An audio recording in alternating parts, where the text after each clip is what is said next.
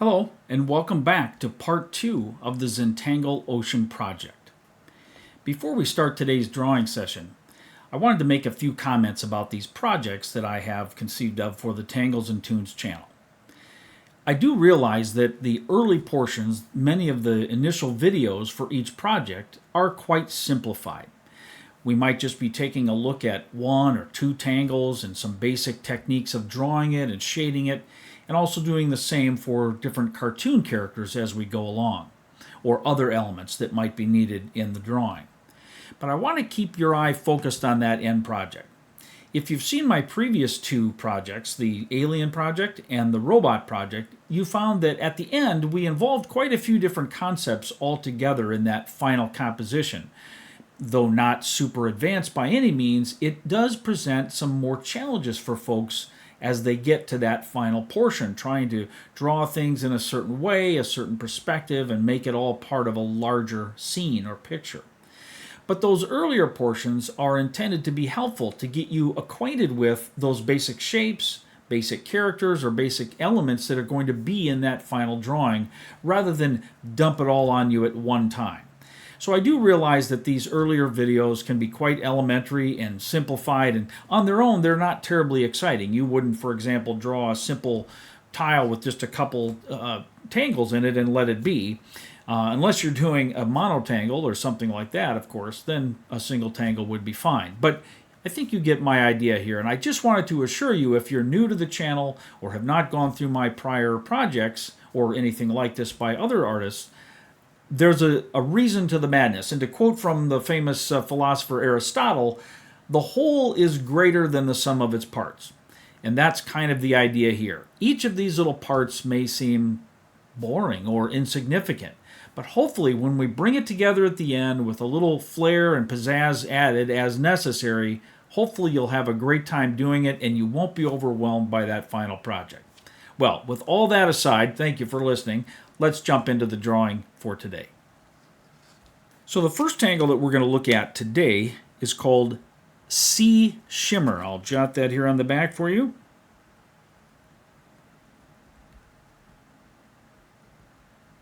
And it is by Michelle Dugdale as far as the step out or the steps involved here. And I'm going to show it to you in a couple of varieties so that we can shade it differently as well. But it starts with a simple little spiral that goes out into the tail. Let me zoom in here for you. Now once we have that in place, we start up on that same line and do another little spiral that stops right about there at the top. Then we make a little lazy S shape, another, and we can just bring that out to connect with the end. And now from here, we're making some auras or half circles. And you can see already why this tangle is being included in the Ocean Project, because it looks very much like a seashell of sorts. All right, I'm going to draw another one down here so you can see it one more time.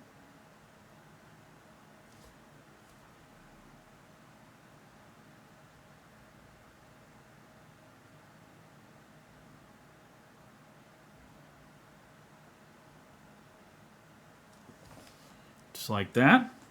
Now I want to vary this and show you, if you wanted a more of a smooth look to your shell, you could do it that way.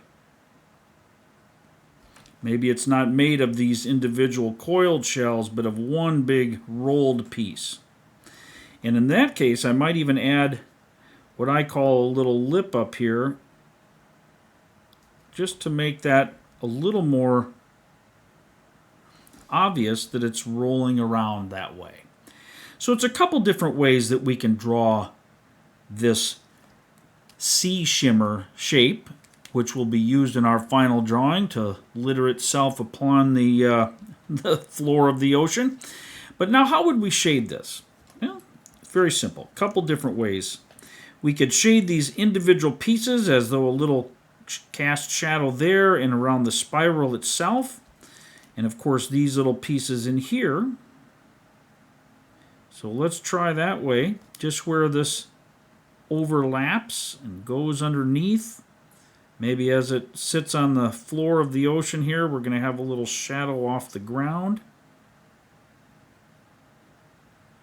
I'm just laying down a tiny little bit of graphite here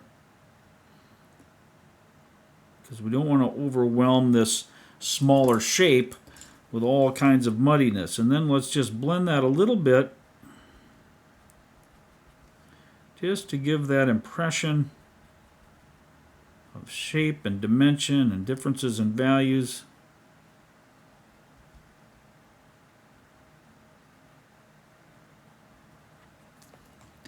And there you have it. I'm going to pick that up at different angles here for you.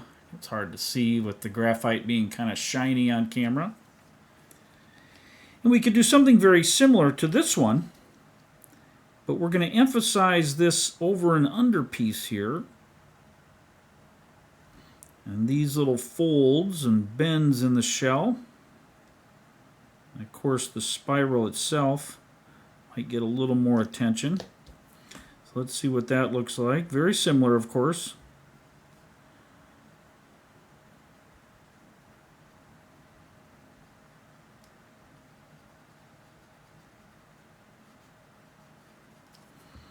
And then we could also blend this on the bottom here again like we did above.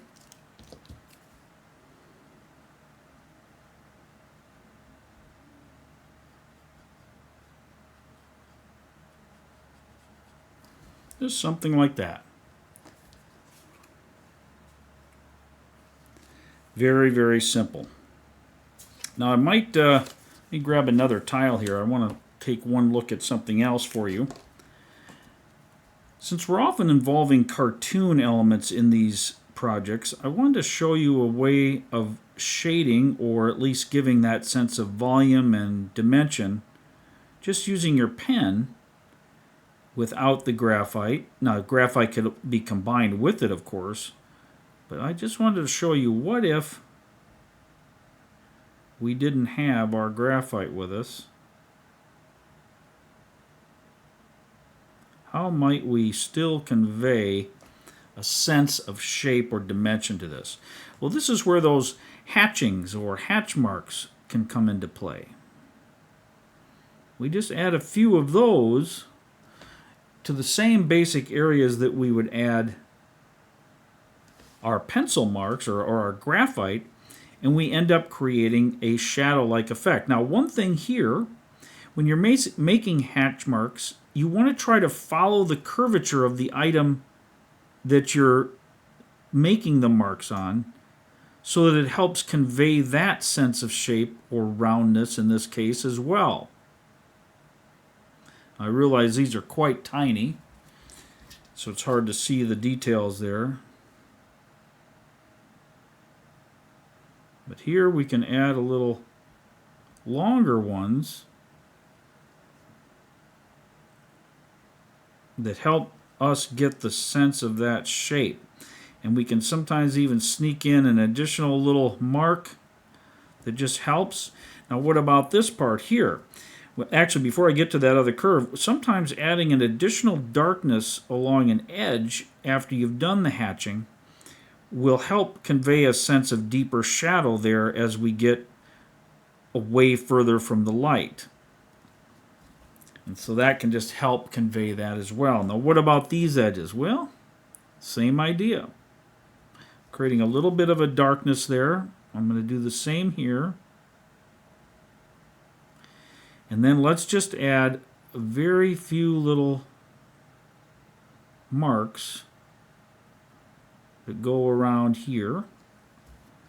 And maybe even a few on the outside edge.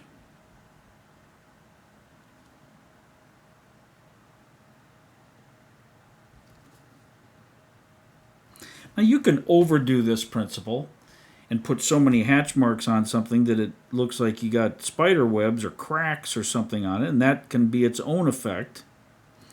But it's just a way I wanted to show you that you can do things with your pen And then you can add shading on top of that if you wanted to, and it gets enhanced even a bit further. So if I do that here, just a little bit of graphite around in here. Just a tiny bit so that we can enhance what's already there.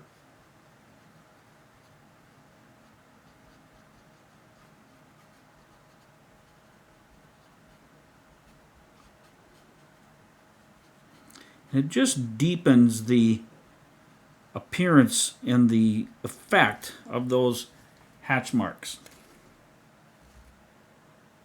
So I just wanted to show that. It's nothing spectacular, especially in this case on a very simple shape like this, but it's a way to understand a different way of adding character, texture, or even shadow and shading and form to a drawing.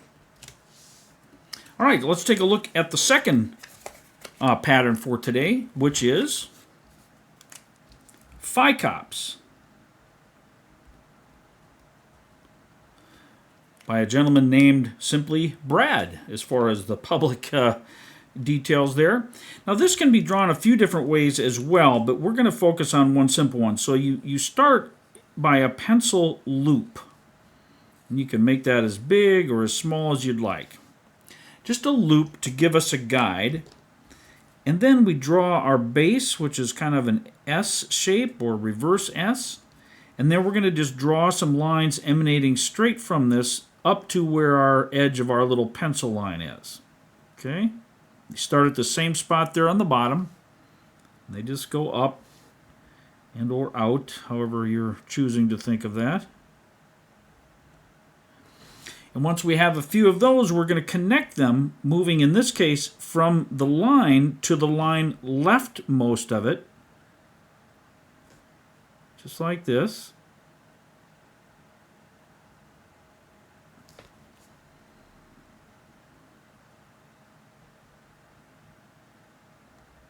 All right. And now we are connecting to the right,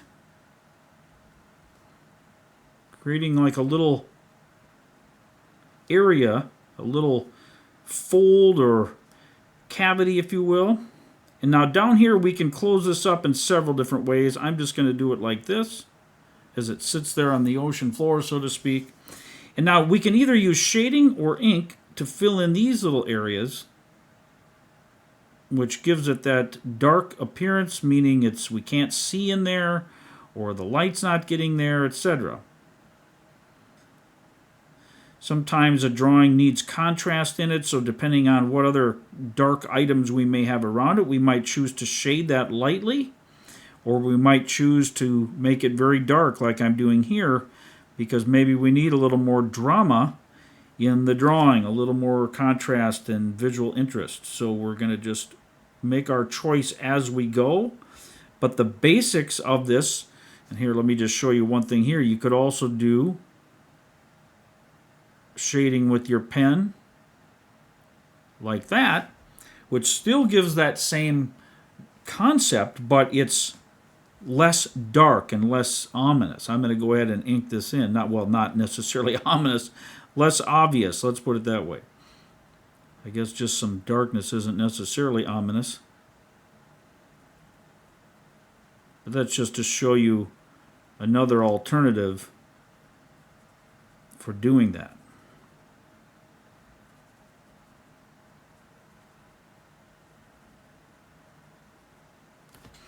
Now you could choose to shade here, or we can use graphite for that. But now how might we shade that? Let's work on that part. Well, in these cases, these pieces look very much like they're going up inside of each other. It's another shell type form. So I'm going to do that. I'm going to put a little shading down here, like this is a rounded area that's maybe enclosed. A little bit of graphite coming down here. Everywhere that there's an overlap, over and under, we take our cue from that, at least in the Zentangle world, and often in the cartoon world is very similar as well, very simplified. Doesn't have to be anything super elaborate. And then we're just going to blend that gently to create that little hint of shadow there. You might bring it out a little bit like this, where this piece point here with this, where this piece might cast the shadow outwards a bit as it goes over that under piece.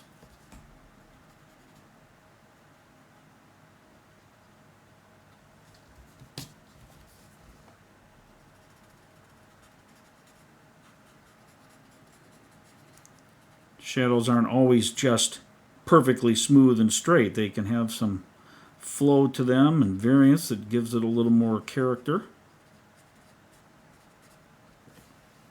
And there we go.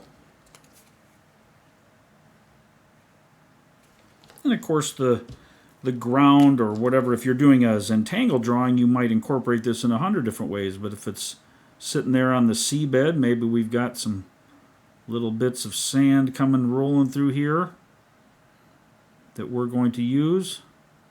So I'm going to darken these edges here a little bit. Add a little graphite. And this is a very simplified example, but just how we may be using this in our final project.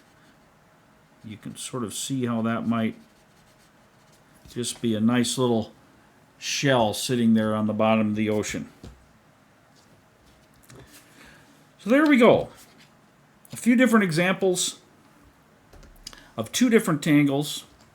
We have Seashimmer and Phicops. And I think I'm going to call that a day for this part 2 of the Zentangle Ocean Project.